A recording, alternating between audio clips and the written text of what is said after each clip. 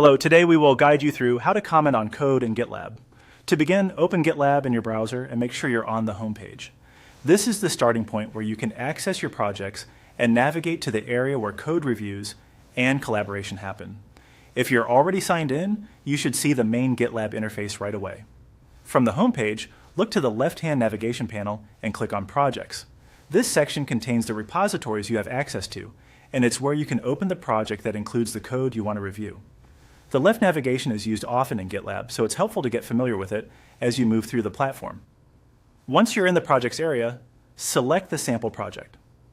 Opening the project takes you into that repositories workspace, where you can view its files, activity, and collaboration tools. In GitLab, comments on code are commonly added during the merge request review process. So the next step is to head there. In the left navigation inside the project, click on Merge Requests. This will show you a list of requests where proposed changes can be reviewed before they are merged into the main codebase. Merge requests are an important part of team collaboration because they let reviewers give feedback, ask questions, and suggest improvements. From the list of merge requests, click on the sample request. This opens the merge request details page. Here you can review the changes, read any existing discussion, and add your own feedback.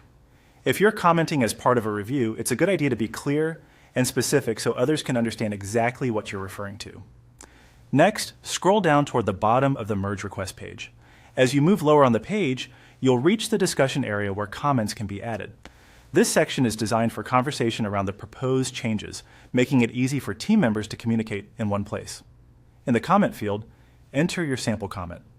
Try to write something concise and helpful, especially if you're giving feedback on code. Clear comments make reviews more productive and reduce back and forth later. Finally, click on Comment to post your message. Once you do that, your comment will appear in the discussion thread for that merge request, where others can read it and respond. And that's how to comment on code in GitLab. Following this process helps keep feedback organized and makes collaboration smoother during code review.